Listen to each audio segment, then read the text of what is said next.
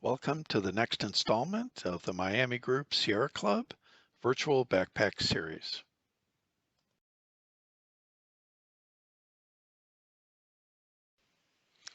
As tonight's speaker, I'd like to welcome Rindy Walton. Rindy is an avid backpacker, snowboarder, kayaker, slackliner, and all-around adventurer, and of course, a mountain biker. Welcome, Rindy. We'll get started. What is mountain biking?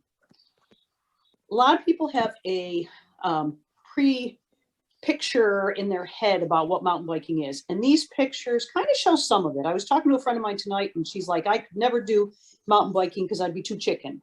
Well, that's where I want to change that preconceived notion tonight. I think anybody can do mountain biking. They're just all different levels. So all of these pictures here, yeah, they're mountain biking. But all of these pictures here are all different levels. So there are a lot of different trails, just like hiking. There's trails that have jumps and drops and rocks and roots, but there's also smooth trails. Just like hiking, there's a good variety. A lot of the mountain bike trails are open to hikers. Not all hiking trails are open to mountain bikers, but if you can hike it, a lot of times you can bike it. So we'll get to some of the ways the trails are a little different and some of the types of trails a little bit later. So your first thought, I want to try mountain biking. What do I need? There's a little poll here and you can pick which ones of these do you think that you need to mountain bike? And I'll let you guys go ahead and do the poll there. And just so you know, you can select all that apply.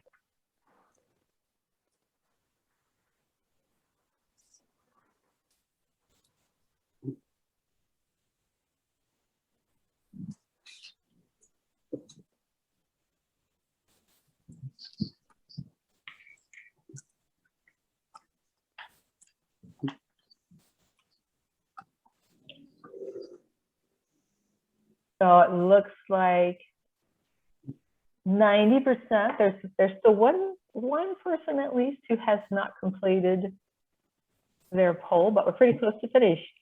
How about if I go ahead and share the results, Wendy, so everyone can see them? That sounds great. Okay, here you go. Okay, interesting. But you guys nailed the top two things, a bike and a helmet. So the other things we'll talk about, I would love to have legs of steel. That would help me so much.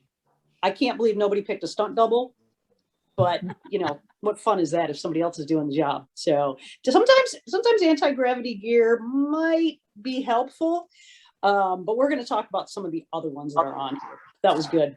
But the bike and the helmet are the top two. So bikes, there are a lot of different kinds of bikes out there. What do you need? Well, you're riding in nature. If you have a road bike, for example, Nancy, I think there's one other slide to go back to there. Road bikes are very, yeah, there you go, are very narrow tires, narrow wheels. They're very smooth. They're made for roads. They're made for flat surfaces. That's not what you want on the trails. Okay, there's hybrid bikes. Hybrid bikes are sort of in between. You get a little bit wider tire, little bit of knobbiness, little bit of traction to it. You can get away with those in the woods, in nature, but you're not going to want to go on some roots and rocks and things like that. You might have a gravel bike. Gravel bikes look like a road bike, you know, with the wound down handles. The tires are a little bit wider, but they're still made for gravel. Okay, they're not really made for on trails. Mountain bikes are obviously made for trails. What is a mountain bike? How is a mountain bike different? It's got wider tires. It's got knobbier tires. It's beefier. And what I mean by that is if you take a road bike and go off a jump, you're probably going to break the road bike, or at least break yourself. Something's not going to feel good. But a mountain bike is a little bit beefier, and you'll see even in this picture of everything's a little bit thicker on there. The forks are the uprights. All of the frame is all a little bit thicker. Fat bikes are a type of mountain bike that you can ride in winter over trails that you just want to crush across and you just want to drive across it. If you think about a little RAV4 or a monster truck, those are kind of the differences with mountain bikes, and road bikes kind of are on the outskirts. Fat bikes are kind of on the far end of like a monster truck. Mountain bike, you can get any type within that, depending on what kind of trails you're riding and what you want to do. You look at the tires. The tires are wider. The wider the tires, the more traction you're going to get. That's why fat bikes are used in the winter, because you need a little more traction. You might get some ice. You might get a little slickness. Like I said, it's kind of like driving a monster truck. You're going to roll over things. The bike that I ride, that it's in this picture, has a little bit wider than typical. I like that because it gives me confidence in riding over some of the obstacles. I do have another one that's a little bit more nimble, a little thinner, and it does fine. So you get a little bit of variation. Some of it's personal preference. If you think about the monster truck trying to take corners, your bigger wheels, your bigger tires aren't going to make it as easy as going around corners, but it gives you a little more confidence. You'll see also that mountain bikes are hardtails or full suspension. What does that mean? A hardtail basically has suspension just in the front. So like in this picture, you'll see on the front end, the front wheel's got some suspension. That's going to be pretty good for, you could ride it on any trail, but it's going to be pretty good for rocks and roots and not big jumps. If you get into a full suspension, you actually have suspension on the front and the back. So a couple of things. If you're riding on more rough surfaces, if you're older and you don't like as much bouncing around, that's why I went to full suspension. It makes it a lot smoother ride, and it makes it a lot easier going over rough stuff. So hardtail versus full suspension. You can ride them on everything. It's just a level of comfort and how much you get kind of bounced around. There's also a new type of bike that's really gotten popular, which is your e-bikes and your e-assist. The e-assist is, it helps you get up hills. So why would you want that? Well, say you have a medical condition, say you're out of shape, say you just don't want to put all that hard effort into going up the climbs, but you really like going downhill. You might get an e-assist. You might want to go farther. You might want to keep up with your buddies. That's fine. E-assist actually can be made on any bike, road, hybrid, mountain bikes. Starting to really see them a lot on mountain bikes because people do want to get out there, and some of the climbs and stuff are just hard. You know, you're going up on a mountain, going up on a hill. You want to waste all your energy. By the time you get to the top, you want to have some fun. So the e-assist and e-bikes are getting to be pretty popular. They are heavier. They are more expensive, but they're an option if you want. Basically, when you're looking at a bike, the bigger the bike, the bigger the tire, the less the agility. Again, think that little RAV4 versus a monster truck. You're going to have a lot more maneuverability with a little RAV4, but you're going to have a lot more traction and a lot more comfort on that big monster truck rolling over things. So that's bikes. So everybody said they needed a bike. Perfect. Okay, everybody said they needed a helmet, and absolutely 100%. It drives me nuts. I'm a physical therapist by occupation. It drives me nuts seeing people on, especially mountain bike trails, without helmets. We've seen families out there, kids, and it drives me nuts because it doesn't take much. You could be just riding along and catch a pedal. So definitely a helmet. What's the difference on helmets? Mountain bike helmet, as you'll see, like on this picture here, it's a classic mountain bike helmet tends to have a brim, tends to have a visor, but you don't need it. You can use a road bike helmet. You can use pretty much any helmet. You don't need the aerodynamic of a road bike. You're not trying to go, fast into the wind like a road bike.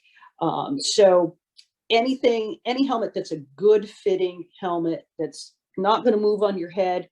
You can shake your head and it doesn't move. It's sitting on there nice. You got it snug under your chin. It's going to work. It's fine. That's not something you need to go out and buy. So Bike and helmet, absolutely, 100%. Those are the two things that you need 100%, and that's what everybody said. Now, we had some other things on there. We had shoes and pedals. With shoes, basically, you want grip. You're going over hills, you're going over roots, you're going up over rocks. You don't want your foot to slip off. If you're on a road bike, sometimes you'll see people clip in, which are actually called clipless. Kind of an oxymoron there, but clipless pedals, you're clipped in. You can do clipless pedals on mountain bikes also.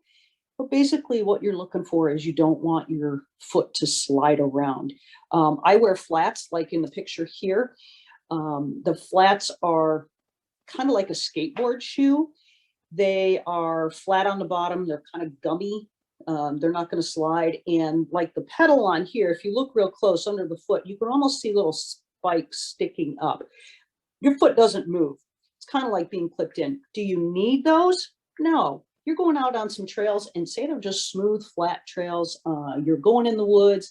There's not a lot of roots. There's not a lot of rocks. You're just cruising along. You don't need those. Good pair of tennis shoes and a decent pair set of pedals on there. As long as your foot's not sliding off there, you're perfectly fine.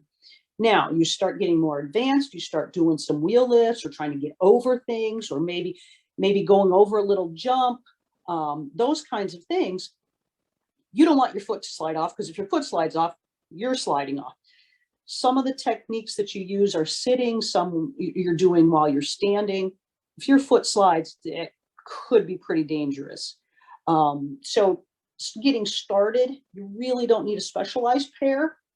The pedals that come with your bike usually have some type of grippy kind of spiky, not spike, but rigid, so that your foot's going to stay on there. The shoe should be solid.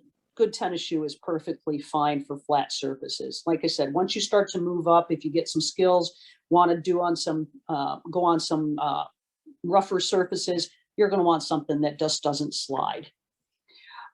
Clipping in, a lot of times people will like to have the clipless shoes. I personally don't like them when I'm mountain biking. I like to be able to put my foot down if I get to something that I don't like or it seems pretty sketchy. I'm on a side of a hill that I might slide on and there's a rock. I want to get my foot down quick. But the disadvantage to that is when I'm going up a hill, I'm not clipped in. So I can only push down. If I'm clipped in, I can get good momentum, pulling up, pushing down. Your preference, personal preference, but definitely grip is the big word. You don't want your foot sliding off. Like I said, pedals are whatever comes with your bike can get you started, but you can move up if you want. Gloves again are not mandatory. They're not something that you have to have. I wear them because my hands sweat. You don't want your fingers to slide, your hands to slide. Same as the feet. If you got a good grip on those handlebars, you're going over some things, you're going around a curve, you're going up over, maybe you're rolling over and dropping down onto something. You want a good grip on your handlebar. Your handlebars are flat handlebars. Okay, they're not the rolled under kind like bikes or like road bikes. So you want to get a good grip on there. You can do it full finger, you can do a partial finger. Preference, again, it's preference, but it's more for grip. The other thing that I would say is probably next to bike and helmet are going to be bike shorts. Bike shorts, you will love yourself if you get bike shorts. Mountain biking is standing, it's sitting, it's up and down. You want to be out on the trails, your butt's going to hurt if you don't have bike shorts. What kind of bike shorts? They're all the same. They're basically the same. They are padded, and you can have ones that are just the shorts that go under a pair of baggy shorts. You can have the kind like are in the picture and just wear those. But I would 100% get a pair of bike shorts. That you'll save yourself a lot of soreness. So bike, helmet are critical. Gotta have them. The other things, comfort level. You can also add padding if you want. You know, if you want to put knee pads or elbow pads, that's fine. That's fine. A lot of it's comfort. Okay, so types of trails. You'll hear different things in mountain biking. You'll hear single track, double track, gravel, fire roads. Single track, basically it's single. So one person, one bike can go down through there. And basically you have to pull over in order for somebody to go past. Double track, common sense, wider. You might be able to get a couple people side by side, but you're still getting a road like this or a trail like this that's dirt. It's just wider. Gravel is gravel. You're going to get a little bit more slipping and sliding because you're riding on rocks. You might have gravel sections in a mountain bike trail. There's also gravel trails. And then fire roads are basically the roads that they use for going up through forests for putting out fires. Sometimes those are mixed in with some of the mountain bike trails. And again, they're going to be wider, flatter.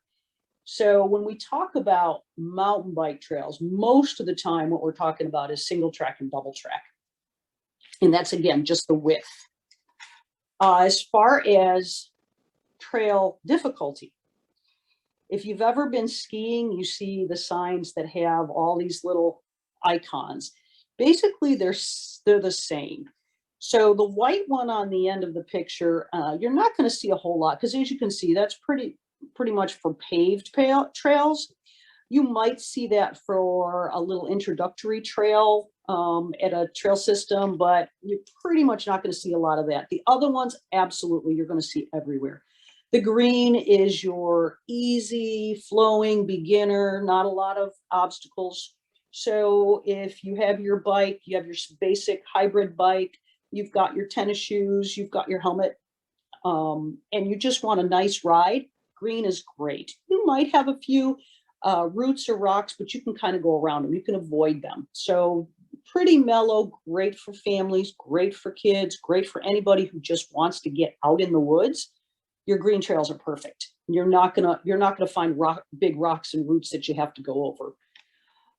The next level, the blue trails, you're moving up a little bit. You might have a few more rocks and roots and things that you can't avoid unless you get off your bike. Now, in saying that, all of these trails, every single trail, if you come up against something that you can't do, you get off and you walk it. Everybody does. And that's the thing that's not as intimidating when you get out there and you realize it's okay to walk. I can't make it up this hill. I'm going up this hill and there's a big root that I'm supposed to get up. I don't know how to do that. That's fine. Get off, walk your bike up, and continue on. Not a big deal. Everybody has it. Every trail has it. Every person walks at some point. The more skills you get, the less you walk and the more things you can do. But the blue trails will be a little more technical. You'll hear the word technical. It means you got to have a few skills. There might be a couple things that you kind of drop off of. There might be some things that you have steeper hills, or maybe you have a sharper turn. So intermediate. And the black, just like with skiing, little steeper climbs, little more technical. You might have rocks upon rocks. You might have a root system and then all of a sudden rocks. You might have a rock garden, which is a lot of rocks together and you got to figure out how to get through it. Again, if you don't know how to do it, you walk it, not a big deal. Or maybe you kind of walk your bike through, take a break, and now try riding through it. And that's what's fun about mountain biking. The double blacks, just like skiing, you better know what you're doing. So again, you're going to take it the next level. If you were watching the Olympics and the Olympic mountain bikers, yeah, those are some tough things where they're dropping down and they're going down these steep hills that were all rock and they look like boulders and they're trying to get through things and then they go over a jump. Yeah, that's a double black. You better know what you're doing. So if you get on a trail and you think, well, I'm not really a beginner and maybe I can try an intermediate, but now I'm up to something and I'm cruising along and I'm over my head right here. Again, mountain bike trails are also used by hikers. Take your bike, walk your bike through it. You're now a little bit of a hiker. So what? Next time, you got a little more skills, you make it through. Okay, so one other thing on that is every trail system uses this difficulty signs, but every trail system is not the same. So like I rode out in Colorado in July. Around Cincinnati, I can ride pretty much everything. Out in Colorado, the intermediates, a lot harder. So there's still gonna be intermediate. It's not gonna be easy, but you do need to know your location and things like that. So you start easy. I walked a lot of it, not a big deal. Went back, did it another day, did a little better, get to know it. I'm not going to jump to a double black in an area that I don't know. Kind of common sense, but they are different. Trail conditions. Trail conditions are for hikers and for bikers. So a lot of times hikers don't think about it, but you know, when you get out and start building trail and start doing, you realize how important these are. So if you'll see on different websites, different places, sometimes trail markers at the trailheads will say green, hey, good, go. It's dry, go, it's open, let's go have fun. You'll see yellow, they're open, they're wet. You might have a few spots here and there. One of the things that you'll see if you're on the trails, and you do it as hikers too, is when something's wet and there's a puddle, you'll see that trail get wider and wider. And that's probably the worst thing you can do for trails. So really, if you're hiking or biking, go right through them. It's a lot easier to repair a little rut than an entire, 3 times as wide trail and go from there. So yellow means, yep, it's okay to go. Just watch out for the slick spots. Red, closed, too muddy. Even though you see pictures of mountain bikers all covered in mud, it's really not what we want. It's not ideal. It's going to ruin the trails. It's going to damage it, and it takes a lot of work to get them back to where you want to get to. Again, same thing for hiking. If you're leaving tracks in the mud, really should be closed, really should be off. One of the ones that's around here is blue, and that's a freeze thaw. We'll get that a lot, spring and summer, even winter here. If it's frozen, great, go for it. Get your bike out there, hike it, no problem. It's gonna be a little different situation and it's a whole different trail system when it's frozen, but it's fine to ride it. You're not putting any damage down. Day warms up, it starts to get muddy. You're leaving trails, that's a no. That's what that freeze thaw is. So if it's frozen, great, go for it. These guys here on this picture here, yeah, not really good. Covered in mud, it's not good for your bike. It's not good for the trails. So they're trying to get away from that. Sometimes it's hard to break habits. All right, so what's the advantage? Why would I want to go mountain biking? Well, there's a lot of reasons, and we'll get to a bunch of them. I love it, but it's also great fitness. They say that mountain biking will use 3 times the amount of calories as road biking. Now, obviously, it depends on how many hills you're going on and that kind of thing, but mountain biking is a constant change and hills and adjustments, and you're up, you're down, you're moving, you're all over the place. So it really uses a lot more calories, and you build up a strength that's different than if you're like using a road bike. If you're using a road bike, basically you're in one position. With the different terrain, you're going over hills or over rocks and roots and up hills and down hills. You're moving, you're using your core. You are building a lot of strength. You're using your arms to stabilize. Sometimes you're standing, going down a hill, and you're balancing. It's using your legs. So significant strength activity and balance. I think that makes sense as we're talking about, you're standing, you're moving, you're going up, you're going down. You've got to have the balance. If you're on a bike and you're on a flat surface, say down like the Loveland Bike Trail, you have to have balance to ride the bike, but it's pretty straightforward. So you're going to get a lot more out of mountain biking in that way. So what else besides that fitness? cognitive problem solving, constant. If you can just imagine, the harder your trail is, the more you have to think. So say you start out on an easy trail and you're riding along and you got a few rocks and roots, and maybe you go around them a little bit and you see a tree over there and you got to watch for it. Well, now you've moved up in skill level and you go between two trees, turn the corner, there's a rock, you got to go around that. You are constantly thinking, trying to find lines. Which way do I go? How do I get through these rocks? How do I get over these obstacles? Okay, I made it over that one. What's next? So it's a constant cognitive problem solving activity. You're constantly reacting. Have to have coordination. If you're riding between rocks, I remember when I first started, I would see a tree, and I'm laughing because I took a clinic and I think I came pretty close to about a 3-inch round tree that I was nowhere near, but I thought I was so close to it. And excuse me, and I had to ditch. Now I ride through trees that I barely make it through. So coordination has to increase. Excuse me.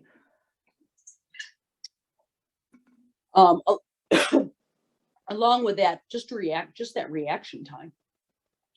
You're moving quickly. There's different obstacles. There's different things. The trail is constantly changing. Something like this switchback. You're going one way.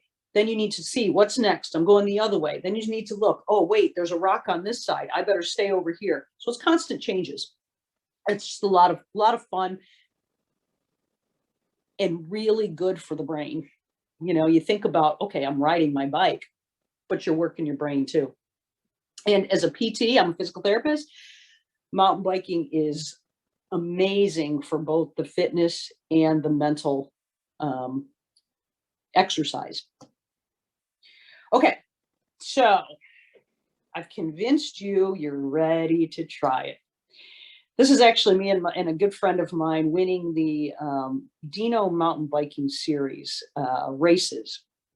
Now, when I started 3 years ago and I went on that ride, I thought, this is cool. I really like this. And Terrell Park is very beginner friendly, very family friendly, a lot of young kids, a lot of little kids. My first thought was, I can't kill myself. I need to know what to do. So I got my stuff together. I said, I want to learn how to do this. I got a bike. I got my helmet. My shoes are ready. I got my water. I got my snacks. What am I going to do next? I don't want to hurt myself. I got to get up for work the next day. I'm not 20 years old. What do I do? So there's a lot of trails out there. I didn't know where I was going. I found out that Cora is a Cincinnati Off-Road Alliance is a great resource. They list all the trails that are in the area and all the difficulty levels. So you'll know what's out there. You'll kind of know, oh, gee, if I go over to Houston Woods, they have a beginner trail. They have some intermediate trails. I don't know how well I'll do, but I can try on the beginner and then kind of work my way up. Oh, look, hey, I can go up to Lebanon Bike Park, and that says that has a lot of beginner trails. It's all listed on Cora, so you'll be able to look ahead of time. IMBA, which is the International Mountain Biking Association, when I went out to Colorado, I didn't know the trails. I didn't know what was out there. I got on the IMBA site, found some local trail organizations, local groups, kind of hooked in with some of those people, said, hey, is there anything that I need to know? Where do I need to go? Mountain Bike Project is a great app. You can download the trails. You can find out the difficulty levels. So there's a lot out there to find out how do you do it. Around here, Cora is the number one. Like I said, I didn't want to kill myself, so I took a clinic. Got Dirt is Olivia Birkenhauer. She is in Northern Kentucky, and she does a lot of group clinics. I took my first clinic, and I had no idea what I was doing. Once I took a clinic, I learned how to move on my bike a little bit, and really anybody can benefit from that. I was starting from nothing. Okay. I could ride my bike on a flat surface, maybe over, like I said, at Terrell Park, which is pretty flat on the dirt, but that was it. going up and down hills, had an idea of what to do. Lives great for that. Sundance Mountain Bike Clinics was another clinic that I took because I started getting involved with it and said, I love this. I really want to learn more. And they had a weekend women's mountain biking clinic. And I thought, I don't care if I'm the oldest person there. I don't care if I'm the worst person there. I'm going to go and I'm going to have fun. And I'll tell you what, it was a blast. So learned a ton of stuff, and then took it to the trails. As I gained more skills, I had more fun. That's when I met the friend of mine who was the picture before, where we were with our medals. This girl is the age of one of my kids. And she's like, you need a race. I'm like, I'm not racing. I could be your mother. I'm not racing. I started racing. And you know, it's fun. It's just a great group of people. So Cora does a lot of group rides. This group ride happened to be at Houston Woods. This was a beginner group ride. They post it up. You jump in. Not everybody knows everybody. It's not cliquey. Everybody's welcoming. Everybody says, hey, come on in. Some of them are what they call no drop rides, which means no one gets dropped. So no matter how slow you are, no matter how many times you have to stop, you will never be left out in the woods by yourself, which is great. I put races on here just because I think it's funny that I'm racing. I started out, and I do it because for two reasons. One, I love the challenge. I'm competitive. I love to challenge myself. I love to push myself. I started out at the lowest level. This year, I bumped up a level, basically because I wanted to challenge myself and I wanted to ride longer. So it's a longer distance. Dino is great for beginners. It's out in Indiana, and you ride different state parks in Indiana. And I was last, like every race, maybe second to last one race. Didn't matter. I had my own goals. The community is amazing. We would camp for the weekend. We'd have fun. We'd go out and ride. Everybody would support everybody. So the community itself is just amazing. And you get a great activity and great exercise.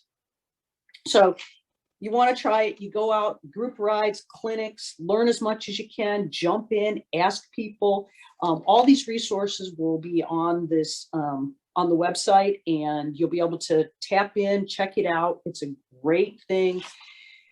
So why do I want to mountain bike? Why do I like mountain biking? I think I've kind of touched a little bit on some of this, but I've tried, I think, just about everything outdoors. I've done the kayaking, the backpacking, the whitewater kayaking, the rock climbing, you name it. What I love about mountain biking is, for me, it brings together everything that I like about each of those. So it's outdoors. It's out in nature. Love it. It is a constant challenge. You're always moving forward. There's always something you can work toward. You can start as easy as you want. You can push yourself as much as you want, or just relax out in the woods, ride your bike. There's just, you control it. It's a great workout. We already talked about that. For me, it's relaxing, even though I am constantly thinking when I'm out there, and I can't think about anything else. But for me, that's why that's relaxing, because I go out there and I can't think about work. I can't think about anything. If I'm hiking, and now there's sometimes that I want to think about things, but if I'm hiking, my brain can think about a lot of things. If I'm mountain biking, I can't think about anything but what's next. So for me, that's kind of relaxing. It's an adrenaline rush.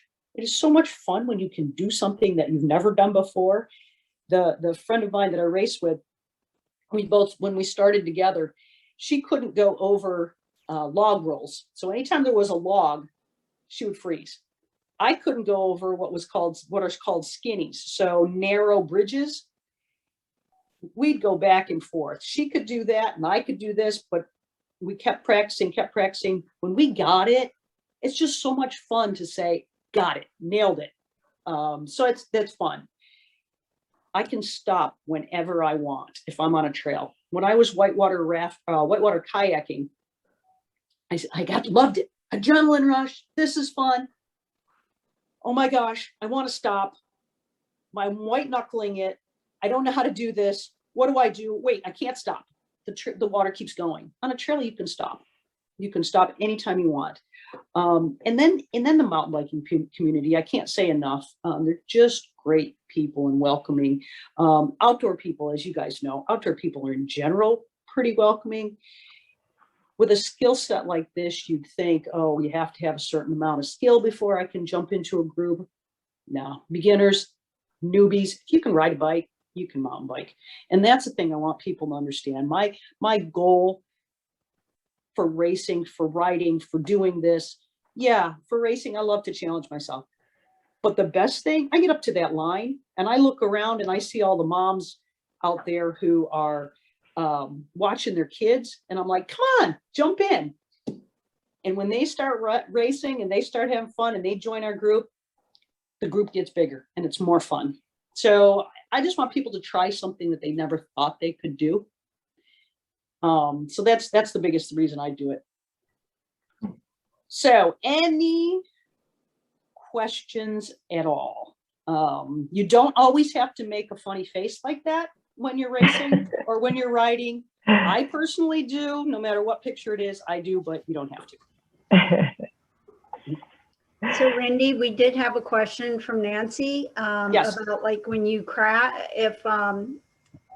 so for road biking, how much you're supposed to replace, pardon me, after any crashes and also after a certain period of time. I think maybe even every year because they deteriorate. Do you need to replace your helmet after every crash? I wrote, Yes. Definitely you do. Yeah. And so you can talk more about that. And then they also wanted to know, did you ever crash? Okay, so yes, absolutely replace your helmet. This is your head. Your head is crucial to life. Again, you're talking to a PT.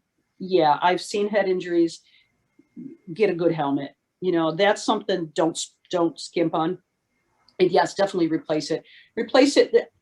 They don't have excuse me, there's not a specific time frame per se, but you need to keep an eye on it. And if you've had it for a little bit, yeah, you need to replace it.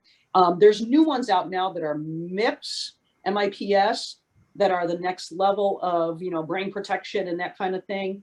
If you're looking to get a new one, I would go with a MIPS one. It's just another level that they just keep progressing. Have I ever crashed? Yes. Have I ever crashed badly? I've gone over the bars once, and I will tell you, it was kind of a dumb thing. I had just gotten this bike in this picture. Literally the day before. I was out in Indianapolis. I got it in Indy, and I was riding at Brown County State Park, and I was kind of standing up, just getting the feel of it, and I caught a pedal on a big log that was on the side of the trail. I never touched the bike. Went flying over the top of it. Ended up with a huge old bruise on my elbow and a little whole hematoma, great big bump kind of thing. But that was the extent of it. I've wiped out sliding out. I've wiped out, crash. That's probably the worst one. Have I slid out and gotten bruised on my leg? Yeah, I tend to slide onto my left leg. I've gotten a couple bruises. I don't do things I'm not feeling confident doing. I'll do dumb things. I was riding at Versailles State Park in Indiana, and actually was getting off my bike. This is when I first started, because I was on Cliffside was the name of the trail. If you can imagine, it's on a cliff. And there was a lot of loose rocks for about 10 feet. And I was out there at the end of the day, and I was like, you know what? I'm going to play it safe. I'm going to get off my bike. I'm going to walk through this section. So I was stopping my bike, and as I stepped off, halfway off, I thought, oh crap, I'm going the wrong direction, and slid off the cliff. So I was literally stopped.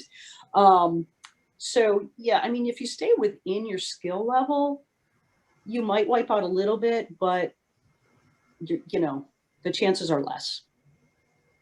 Then we have a question from Crit.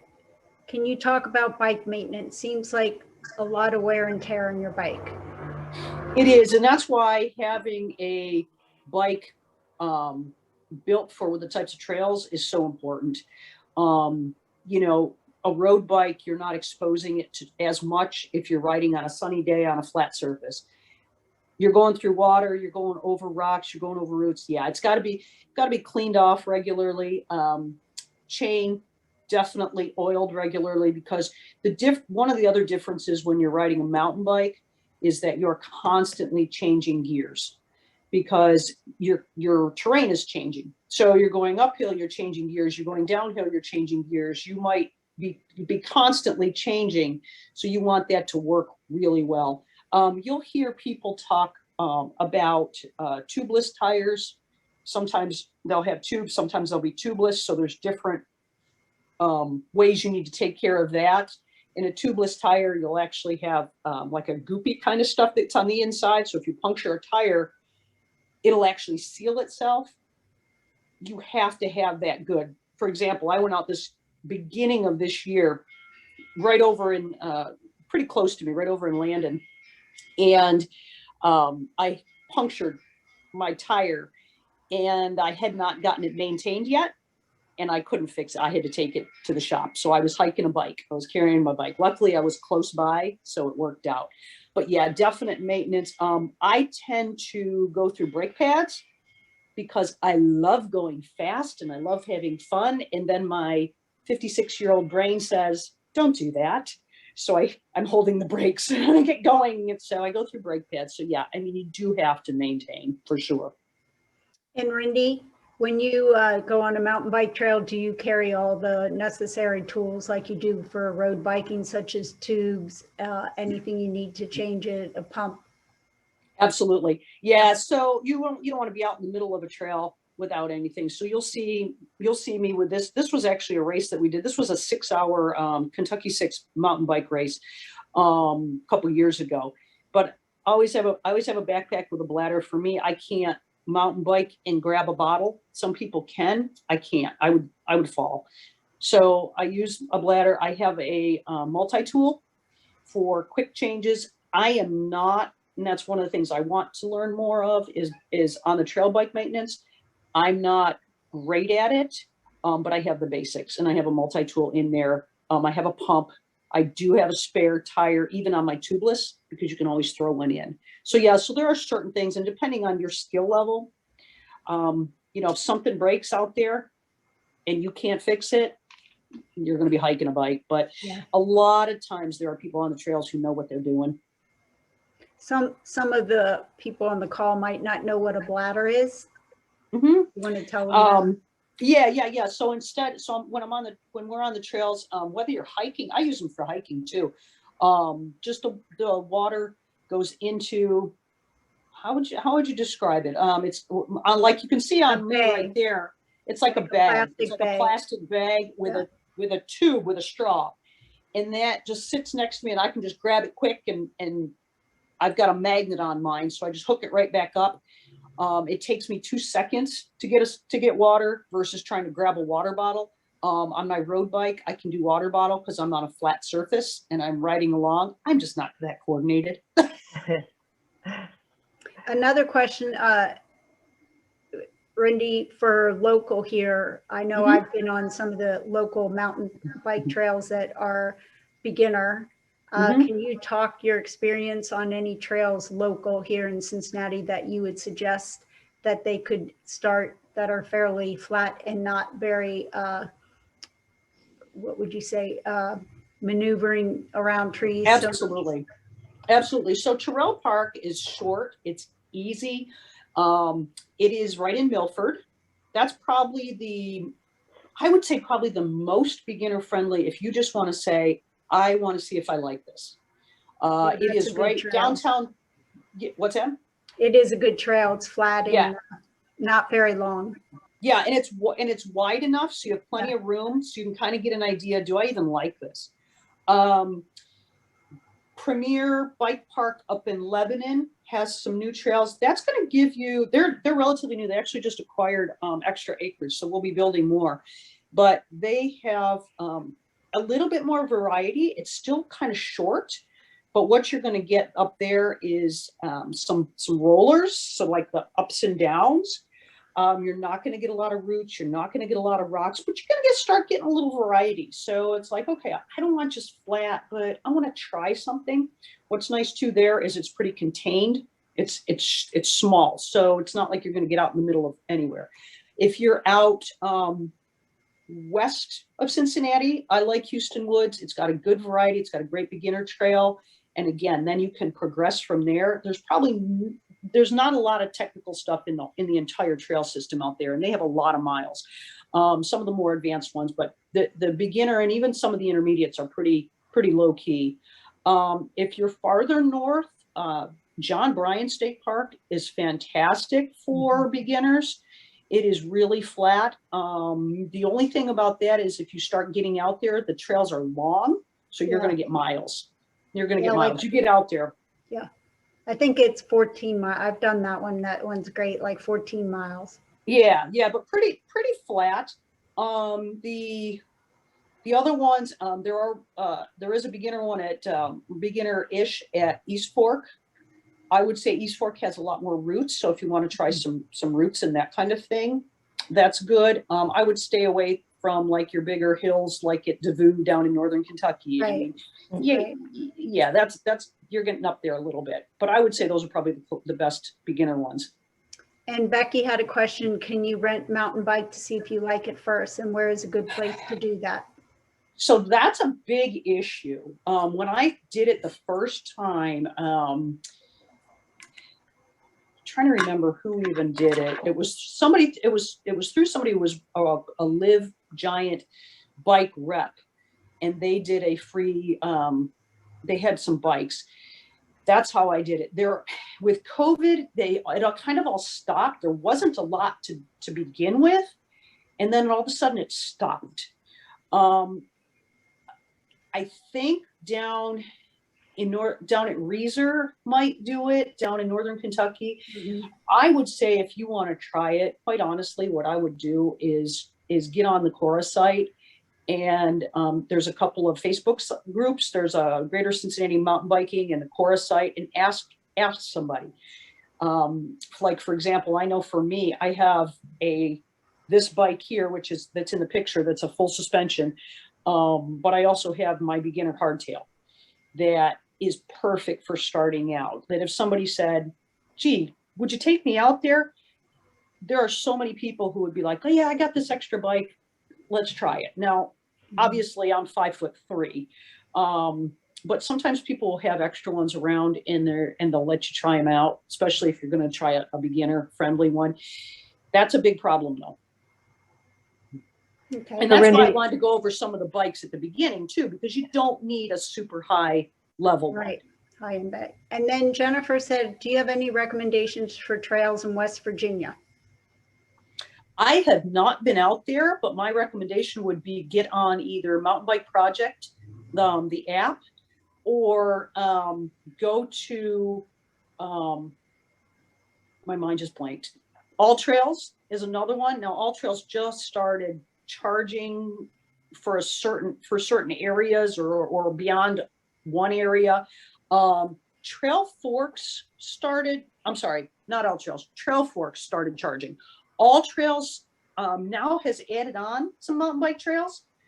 So I tend to, when I go to a place where that I don't know, I went down to Florida, I've been out to Colorado, I get on in like Facebook groups and find like the West Virginia trails, and you'll find the IMBA, which is the International Mountain Biking. You'll find the local trail systems, and usually if you find their site, they will give you information about it. Great, thank you. Great information and great presentation, Rendy. Really, really appreciate it. For everybody, oh, we have another chat. Is there another question? Mm-hmm. Oh, no, sorry. Yep, there's not another question. You already got it. So I forgot what I was going to say. Oh, we're going to put, Denise right now is going to put a link in the chat box to the page on the Sierra Miami Group website, where you will find a PDF copy of this presentation.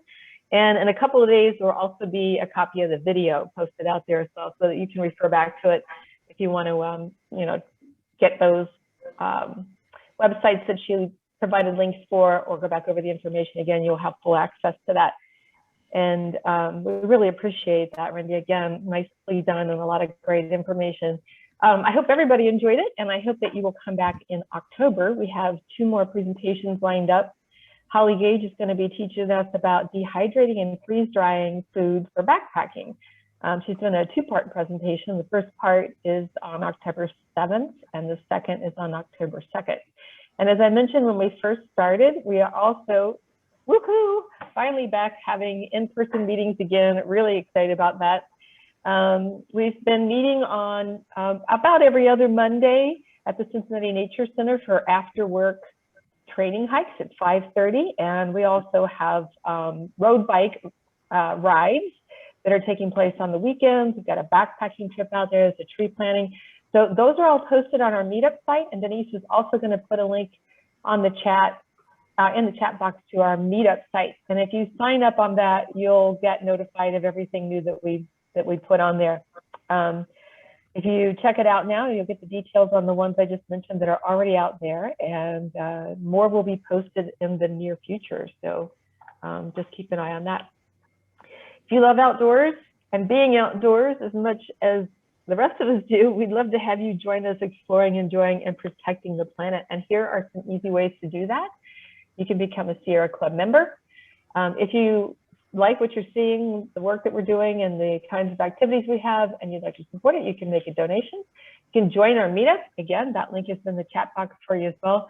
You can become a volunteer, and there are lots of different ways to volunteer for the Sierra Club.